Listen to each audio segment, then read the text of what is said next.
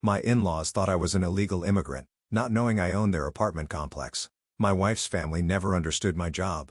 In their eyes, I was just a dirty Mexican accountant who secretly ran an illegal substance ring. What they didn't realize is that the amazing apartment they'd found for $100 a month was owned by me. You see, I knew my wife would feel extremely guilty if she knew how much money I was saving for our future family, so I simply kept it a secret. I thought being in close proximity would help us bond and finally be a family together. But instead, things got worse. The harassment started small. Her mother accidentally threw out my work papers, claiming she thought they were trash. Probably forged anyway, she muttered when I fished them from the garbage. Her father would leave ICE deportation statistics on the kitchen counter, circled in red marker. Sarah tried defending me, but they'd pat her hand sympathetically, like she was a victim of Stockholm Syndrome. I wasn't even Mexican. I was Honduran. And in my country, you never speak back to your in-laws. But the more I didn't retaliate, the worse it got. They'd switched to speaking about me in hushed tones, assuming I couldn't understand complex English. Poor Sarah, pregnant with the baby of an idiosyncratic. Her mother sighed over coffee. These people know exactly what they're doing. Get a white girl pregnant, then claim they can't be deported. At dinner, whenever illegal immigrants came on the news, they'd turn the volume up all the way while staring directly at me. When I reached for seconds, her father would say, "In America, we work for our food. We don't just take and take." My jaw ached from clenching it. Just give them more time, I told myself over and over. But then came the night of the Super Bowl. I brought over homemade chicken Alfredo and a huge charcuterie board, their favorite. But when we walked in, they didn't even thank me. Instead, her mom shoved her hands right into my coat pocket and took out my wallet. "You never know when someone might need to identify him," she said to Sarah, while photographing my driver's license and work ID. I saw tears welling up in Sarah's eyes, and I subtly rubbed the small of her back. Our sign for "it's okay. I love you." For a while after that, everything was good. Me and Sarah's dad were cheering and booing the same sports teams. Meanwhile, her mom looked like she was having an organism from how good my chicken Alfredo tasted. It wasn't until I went to the bathroom that things really took a turn, because on the way back, her father cornered me, breath stinking of whiskey. "I know your type," he slurred, "using my daughter for a green card. But I'm watching you, Juan. My name is Miguel." He knew that. By that point, I knew if I didn't leave, then I'd do something I'd regret. So I started packing up all my poop, and Sarah was already zipping up her coat. That's when her father stood up, face red with triumph. "We've had enough. We know you're illegal. The way you sneak around, never talking about family back home, you're probably running from something." Her mother nodded eagerly. "We've compiled evidence. Sarah deserves better than some criminal immigrant." Suddenly, there was a knock at the door. I went to open it, thinking it was a family friend. But instead, it was 3 men in all blue with the word ICE written across their bulletproof vests. My heart dropped. Her parents rushed to greet them, pointing at me excitedly. "He's right there. The illegal. We have evidence." I stood slowly, pulling out my wallet. "Officers, I'm Miguel Fernandez. I own this building." I showed them my ID and the deed I kept in my wallet for emergencies. "These are my tenants. They're 3 months behind on rent, which I've forgiven because they're family." Sarah's mother's face went white. Her father stammered. The ICE officers shook their heads in disgust. "Don't waste our time again," one said before leaving. Her parents tried to laugh it off. "Oh, what a misunderstanding. We were just being protective," her mother stammered nervously. "You can understand, right? We didn't know." Sarah just stared at me with her Disney princess eyes filled with love and endearment. But one thing was for sure, neither of us were laughing. And the next morning, I served them a 30-day notice to vacate. Family or not, some things can't be laughed off. They moved out in 2 weeks, suddenly very eager to respect the Mexican they'd tried to destroy. Now they rent a cramped apartment across town, probably checking their locks and counting their silverware, terrified of the immigrants they imagine everywhere. But little did I know, her parents' racism knew no bounds. And it wasn't long until they turned Sarah against me. The first sign something was wrong came through Sarah's phone buzzing at 3 a.m. She grabbed it quickly, angling the screen away from me. Her fingers moved across the keyboard rapidly before she set it back down. When I asked who texted so late, she mumbled something about work emails and rolled over. 2 days later, I found her hunched over our laptop in the kitchen, multiple browser tabs open. She slammed it shut when I walked in, but not before I caught glimpses of article headlines about financial abuse and controlling spouses. My stomach twisted. Those weren't random searches. Her mother started scheduling all of Sarah's prenatal appointments during my important work meetings. The first time seemed coincidental. The second felt deliberate. By the third, when Sarah apologized but said she had to go alone, I knew her parents were orchestrating this. I arrived at the clinic after rushing through my presentation, hoping to surprise Sarah. Instead, I found her parents in the waiting room, holding her hands. They looked up at me with barely concealed satisfaction. The nurse called out, asking if the father had arrived yet, and Sarah's mother answered that he was too busy working, even as I stood right there. Things escalated when her father mentioned seeing me enter a suspicious building downtown. He described it perfectly, one of my rental properties I'd been renovating. Sarah's hand moved protectively to her growing belly as she asked me about it later that night. I hesitated, not wanting to reveal the extent of my property holdings yet. My silence only confirmed whatever narrative her parents had planted. Sarah started pulling away. She'd check her phone constantly during dinner, typing quick responses to a group chat I wasn't part of. When I asked about it, she said her parents just needed space to process everything that had happened, but the way she avoided my eyes told a different story. Her parents invited her to lunch at their cramped new apartment, making sure to emphasize how much they were suffering because of my actions. They'd actually framed the eviction notice I'd served them, hanging it prominently on the wall like some badge of victimhood. Sarah came home with red eyes, barely speaking to me. I woke up one night to find her side of the bed empty. Following the glow of laptop light to the living room, I discovered her researching signs of financial manipulation in marriage. She was taking notes, comparing our relationship to bullet points on abuse websites. My chest tightened as I watched her type "husband hides assets" into the search bar. Her parents infiltrated every aspect, started attending her book club, telling the other members how worried they were about their daughter. They used specific phrases I recognized from the abuse pamphlets Sarah had been reading. Soon, her friends were giving me suspicious looks at gatherings. Sarah's best friend, Catherine, pulled her aside at a baby shower planning meeting. I overheard her asking if Sarah was really okay, mentioning concerns her parents had shared. Sarah's response was muffled, but Catherine's hug afterward looked like the kind you give someone in crisis. The separate bank account discovery hit me like a physical blow. I'd gone to transfer money for nursery furniture when I noticed an unusual withdrawal. Tracing it led to a new account in Sarah's name only. When confronted, she said it was just in case for emergencies, but we'd never needed separate finances before. Her parents volunteered at Sarah's workplace charity event, charming her colleagues with their sob story about being evicted by their son-in-law. Within weeks, they were beloved fixtures at the office, while Sarah's co-workers started treating me like a potential threat at company functions. Her mother accidentally ran into Sarah's OB/GYN at the grocery store. By our next appointment, the doctor was asking pointed questions about our home environment and whether Sarah felt safe. The seed of doubt had been planted in yet another professional relationship. Sarah's childhood mentor, someone she'd looked up to for years, suddenly started expressing concerns about me.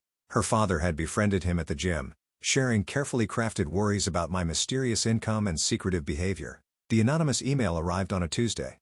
Sarah's laptop dinged with a message containing property records showing I owned 12 buildings across the city. The sender had done their homework, including tax assessments and purchase dates. Sarah printed everything out, spreading the papers across our dining table like evidence in a criminal case. When I came home that evening, she was crying. The confrontation was inevitable. I admitted to owning the properties, but tried explaining why I'd kept it private, not wanting money to complicate our relationship, planning surprises for our future. But all she heard was deception. Years of trust crumbled as she fixated on the lie rather than the intention. Her parents' timing was perfect. As Sarah sobbed about honesty and transparency, her phone lit up with a text from them. "We're here when you're ready. No judgment. Just love." She grabbed her overnight bag and left for her girlfriend's house. I woke alone to find subtle changes throughout our home. Sarah's pregnancy books had migrated to the guest room. Her grandmother's ring, which she never removed, sat abandoned on the nightstand. The ultrasound photo I kept on my dresser was gone. Her parents orchestrated social encounters with surgical precision. They visited mutual friends going through an ugly divorce, ensuring Sarah heard every detail about hidden assets and financial abuse. The parallels to our situation weren't subtle. Even Sarah's brother, who'd always remained neutral, called expressing concerns after their Thanksgiving visit. Her parents had worked on him too, painting a picture of his sister trapped with a secretive, controlling husband. I tried showing Sarah our bank statements, proving every dollar saved was for our baby's future. But through her parents' lens, even this looked like manipulation, trying to control her with money, making her dependent. Every gesture of love became evidence of abuse in their narrative. They suggested she see a therapist to process her trauma. Of course, they recommended someone who specialized in cultural abuse patterns. I knew what was coming before Sarah even attended the first session. "How long has your husband been hiding assets from you?" was literally the therapist's opening question. Sarah called me afterward, voice shaking, saying maybe we needed space to figure things out. Her parents had found the perfect weapon, A professional who would validate every poisonous seed they'd planted. The foundation was crumbling beneath us. Every day brought new evidence of their campaign. Sarah started documenting my schedule, texting arrival and departure times to her mother for safety. She used code words they'd developed years ago, treating me like a threat in my own home. I watched Sarah's car pull out of the driveway that morning, knowing she was heading to another appointment with a therapist her parents had handpicked. The house felt hollow without her presence, each room echoing with memories of happier times. I sat at the kitchen table, staring at the code word she'd texted her mother just minutes before leaving. Blue sky morning. Their old signal that everything was proceeding according to plan. Her parents filed a complaint with the property board the following week. They used their intimate knowledge from living in my building, twisting every maintenance delay and every repair into evidence of negligent landlord practices. The complaint arrived on official letterhead, detailing supposed violations with the precision of someone who'd been taking notes for months. My property manager called me, voice strained, explaining that inspectors would be arriving unannounced over the coming weeks. The local news picked up the story 3 days later. Landlord Evick's elderly in-laws ran across the bottom of the screen, while her parents sat on their worn couch, looking frail and victimized. They'd aged themselves for the cameras, her mother's usually perfect hair now gray at the roots. Her father hunched over a cane I'd never seen him use before.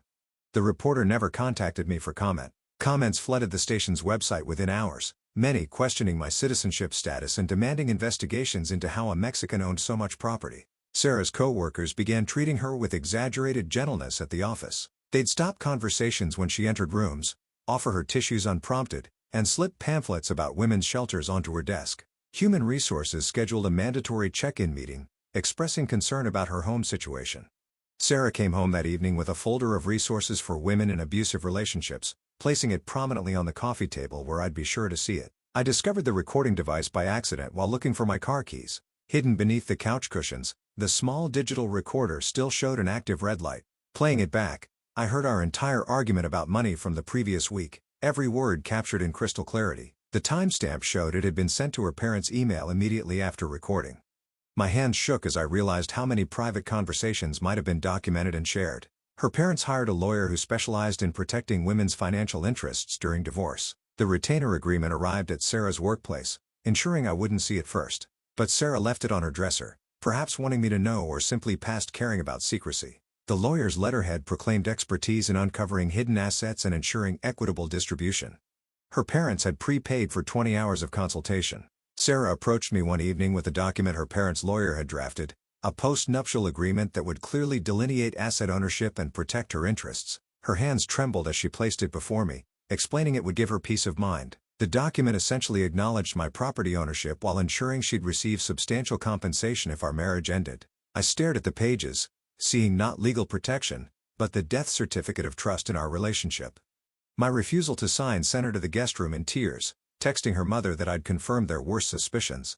Her parents enlisted Sarah's cousins to share cautionary tales at a family gathering I wasn't invited to attend. Each cousin had a story about a friend or acquaintance whose husband had seemed perfect until revealing their true nature. The stories grew more elaborate with each telling, featuring hidden debts, secret families, and financial abandonment. Sarah came home from the gathering pale and shaken, looking at me like I might transform into a monster at any moment.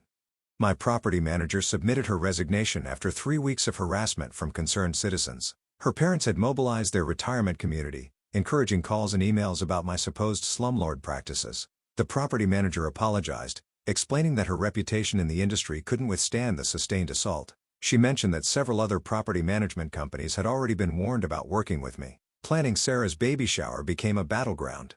Her mother suggested making it women only for Sarah's comfort, implying my presence would create tension. The invitation list grew to include her parents' entire social circle, while systematically excluding anyone who might support me. When I offered to help with preparations, her mother responded through Sarah that it would be inappropriate given the circumstances. Sarah began telling our mutual friends she was figuring things out whenever they asked about our relationship. The phrase became her standard response, delivered with a weak smile that invited sympathy without providing details. Friends began choosing sides based on her parents' carefully crafted narrative. Those who'd known us longest tried to remain neutral, but her parents' campaign made neutrality feel like betrayal to Sarah. The GPS tracker appeared on my car's undercarriage during a routine oil change. The mechanic held up the magnetic device, asking if I wanted him to remove it. I recognized the model from Sarah's recent Amazon purchases.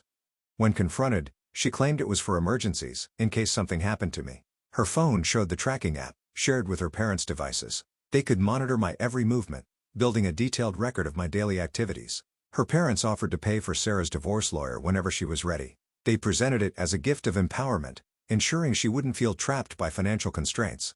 The check sat in her jewelry box for 2 days before she deposited it. Just having options, she explained when I found the receipt. The money created possibilities that hadn't existed before, escape routes that grew more appealing with each passing day. I returned home from a property inspection to find our locks changed. Through the window, I could see Sarah inside with her parents, who were directing a locksmith still packing up his tools.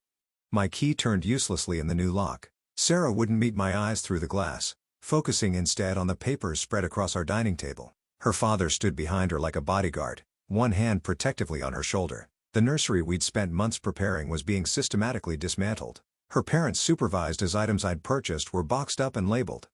The crib I'd assembled with such care stood partially disassembled, my contribution to our child's space being erased piece by piece. Sarah moved through the room like a ghost, occasionally nodding at her mother's suggestions for reorganization. Police arrived within 20 minutes of my attempts to enter my own home. 2 officers reviewed the temporary protective order Sarah had filed, citing financial abuse and controlling behavior.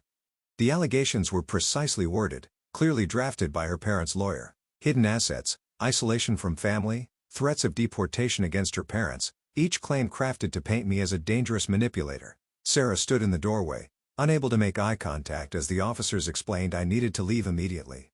Her parents moved into our guest room that same night, claiming Sarah needed support during this difficult time. Their belongings filled spaces that had been ours, their presence a constant reminder of my exile. Through social media, I watched them transform our home into their territory, posting photos of family dinners where my chair remained conspicuously empty. The hashtag Justice for Sarah appeared across social media platforms within days. Her parents' book club and retirement community networks shared posts about supporting victims of financial abuse. Each share added details to the narrative, creating a viral story of a young woman escaping a controlling immigrant husband. Local advocacy groups picked up the cause, unaware they were instruments in a carefully orchestrated campaign. My tenants began receiving letters questioning the validity of their leases. The return address led to her parents' lawyer, who claimed to be investigating potential fraud in my property holdings. Several tenants called in panic, worried about their housing security. I spent hours reassuring them, providing documentation, but the damage to trust was done. 3 families gave notice within the week, citing concerns about ownership disputes. Sarah's ultrasound photo appeared on her mother's social media with a prayer for the baby to have a better father figure. The post garnered hundreds of sympathetic comments and prayers. Friends who'd celebrated our pregnancy announcement now offered support for Sarah's brave decision to protect her child. Each comment felt like another nail in the coffin of my reputation. My lawyer delivered devastating news about Sarah's legal strategy. She'd filed for emergency custody before birth, citing an unstable environment and financial deception. The filing painted our home as psychologically harmful, with my hidden assets creating an atmosphere of distrust and manipulation. Her parents' affidavits supported every claim, providing detailed accounts of witnessed emotional abuse. The custody hearing took place in a sterile courtroom that smelled of floor polish and fear. Sarah's parents flanked her at the plaintiff's table, her father wearing an American flag pin that caught the light as he whispered to their lawyer about my immigration status. The judge, a stern woman who'd clearly reviewed the extensive filings, listened as Sarah's lawyer painted a picture of systematic deception and control. The temporary orders crushed any hope of normal fatherhood. Supervised visitation only after birth with visits to occur at a court-approved facility. Her parents had successfully positioned themselves as the stable, trustworthy guardians compared to the secretive immigrant who'd hidden vast wealth. The judge's ruling noted their willingness to provide consistent support versus my pattern of deception. An anonymous complaint arrived at the Latino Community Center where I'd volunteered for years. The letter detailed concerns about my involvement with vulnerable populations given my ongoing legal troubles. The board, composed of people I'd worked alongside for decades, called an emergency meeting. They expressed regret, but explained that protecting the center's reputation required my temporary suspension from all activities. Sarah changed her life insurance beneficiaries during what should have been a routine prenatal checkup. Her mother's bridge partner, who happened to be an insurance agent, facilitated the changes. Her parents were now primary beneficiaries with provisions for our unborn child that I would merely oversee. Each document she signed pulled apart another thread of our intertwined lives. I discovered her parents' house hunting in my properties under an LLC name. The property management company I'd hired to replace my previous manager forwarded the application, noting the generous offer above asking rent. The LLC traced back to her father's golf buddy, but the intended occupants were clearly her parents. They were attempting to burrow deeper into my life, claiming pieces of what I'd built while pushing me out. Sarah's brother finally called me directly, his voice heavy with conflict. He admitted her parents had threatened to cut him off from his inheritance if he maintained contact with me. His mother had made it clear that supporting me meant choosing sides against family. He apologized before hanging up. Another ally lost to their campaign of isolation. Her parents hired a private investigator from her father's golf club connections. I noticed the same sedan at multiple properties, always with a telephoto lens visible through the window. The photos would later surface in court documents. Each image of me entering my building spun as suspicious activity requiring investigation. Normal property management became evidence of secretive behavior in their narrative. Sarah's prenatal class instructor pulled me aside after a session, explaining that several participants had expressed discomfort with my presence. Her parents had reached out with concerns about the stress I was causing Sarah. She suggested I might want to consider attending a different class or perhaps supporting Sarah from a distance. Another space that had been ours became hers alone. Her mother's social media post showed a cropped photo from our company holiday party 2 years ago. My glass of champagne became evidence of a drinking problem. The timestamp carefully edited to suggest frequent intoxication. Comments poured in about poor Sarah dealing with an alcoholic husband on top of everything else. Friends who'd been at that party knew the truth, but remained silent, not wanting to get involved. The calls to my family in Honduras started at odd hours. My mother phoned me crying, asking why Sarah's family was calling about my treatment of my pregnant wife. The caller knew details only Sarah could have shared. Pet names, family stories, intimate moments twisted into evidence of manipulation. My family's confusion and hurt added another layer to the isolation her parents were constructing. A GoFundMe page appeared titled, Sarah's Support Fund, Escaping Financial Abuse. Her parents crafted a narrative of a young woman trapped by pregnancy with a controlling husband who'd hidden vast wealth. Donations poured in from their community, each dollar a vote against my character. The fund raised thousands within days, money Sarah didn't need, but which served to publicly cement her victim status. The local newspaper ran a sympathetic profile of her parents titled Grandparents Fight for Daughter's Freedom. They posed in their cramped apartment, the framed eviction notice visible in the background. The reporter, who never attempted to contact me, painted them as elderly victims standing up to a powerful landlord to protect their daughter. The article went viral in local Facebook groups, generating hundreds of supportive comments. Sarah went into early labor during an argument about custody arrangements. The stress of the conversation, combined with months of sustained tension, triggered contractions 6 weeks before her due date. Her parents, who'd been recording the conversation from the next room, immediately blamed my hostile behavior. The recording would later surface in court, edited to remove context and emphasize my frustrated tone. Hospital security received a briefing about the volatile ex-husband who might attempt to disrupt delivery. Her parents had arrived first, painting a picture of an unstable man who posed a threat to mother and child. I nearly missed my child's birth, held at the security desk while they verified my identity and relationship to the patient. Only Sarah's weak insistence allowed me into the delivery room.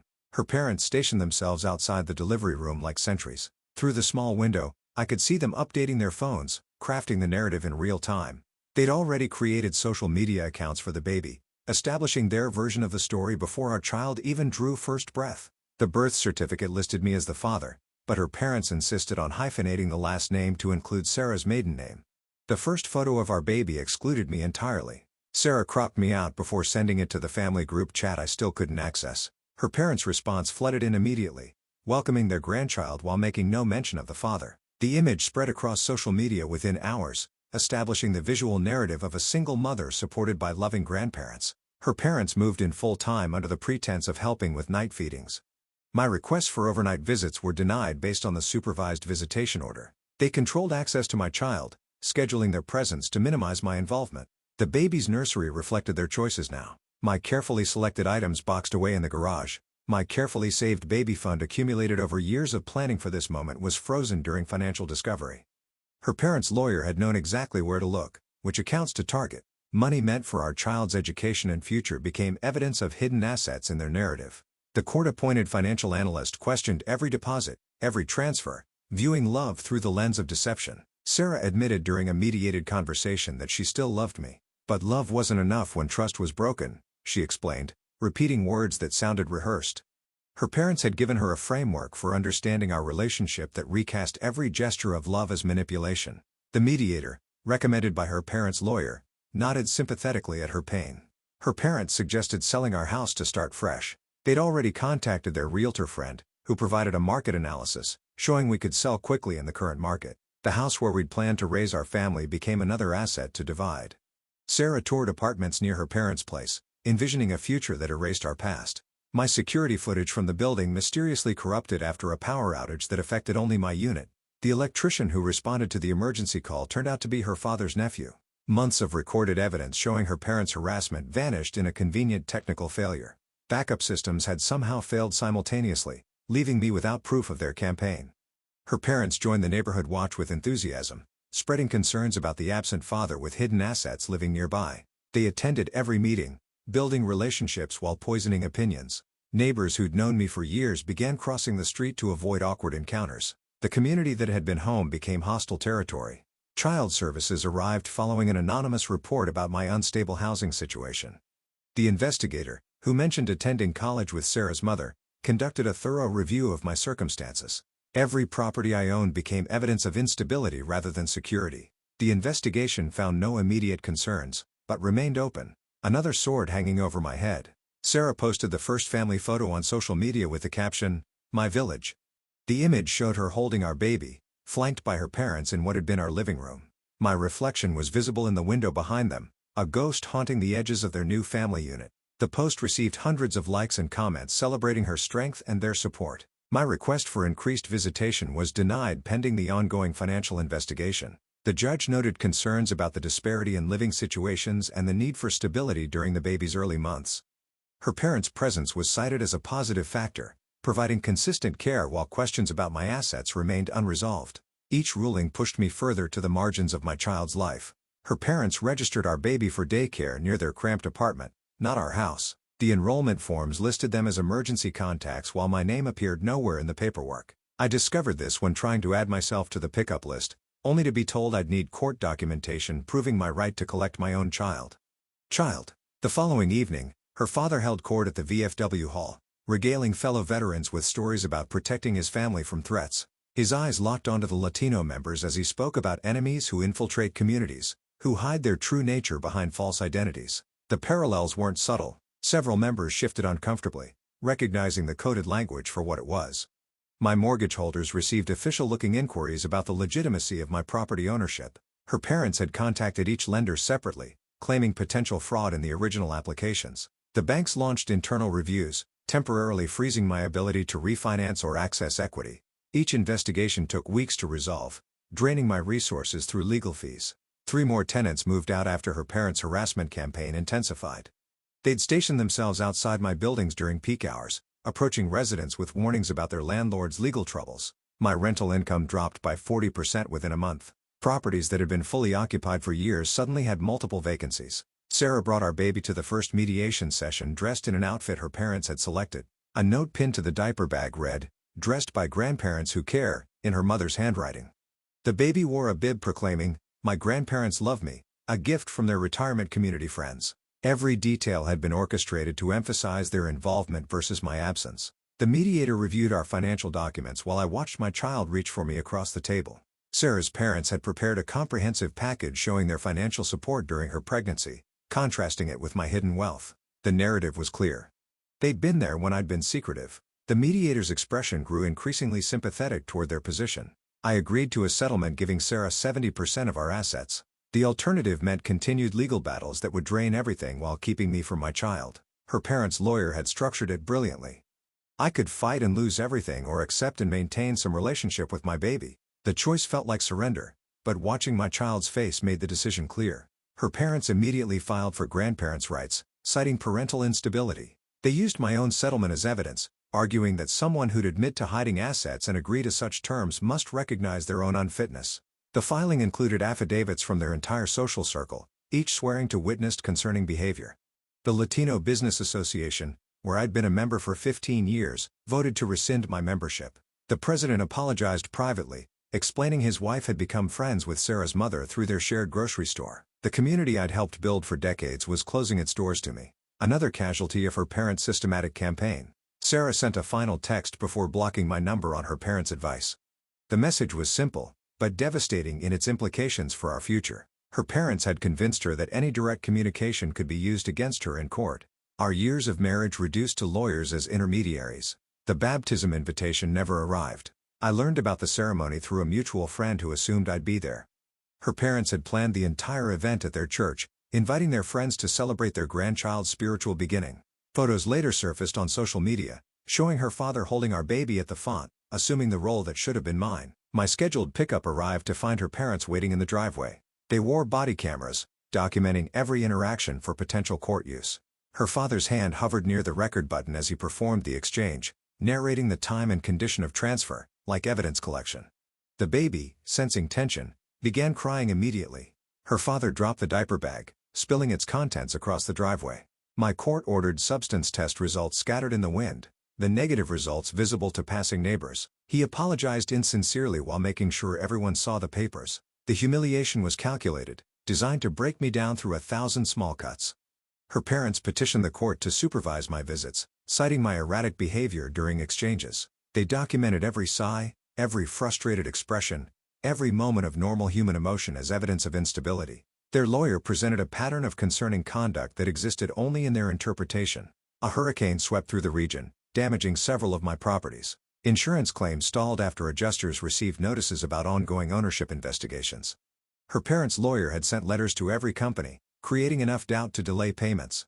Repairs couldn't begin without funds, leading to further tenant losses. Sarah served divorce papers at our baby's first birthday party. My family had gathered to celebrate, unaware of what was coming. The process server arrived during the cake cutting, handing me documents in front of my mother and siblings. Sarah's parents had orchestrated the timing for maximum impact, ensuring my humiliation was witnessed by those I loved most. Her parents convinced Sarah to pursue criminal charges for financial fraud during marriage. Their connection to the prosecutor's office through a family friend who owed favors made the impossible possible. The case was thin, but the investigation alone would drag on for months. Another tool to limit my access to my child. Code enforcement began targeting my properties with unusual vigor. Inspectors arrived weekly, finding violations in perfectly maintained buildings. One apologized quietly, explaining he had no choice but to do his job. The fines accumulated faster than I could address the citations, each one meticulously documented in her parents' files. Local news ran an expose on the housing crisis, featuring unnamed landlords who hid assets while raising rents. The details matched my situation precisely, though my name was never mentioned. Her parents' media connections had found another avenue to destroy my reputation without risking defamation claims. Sarah's lawyer demanded I liquidate all properties for a clean break. The proposal ignored market conditions and tax implications, focusing solely on immediate division.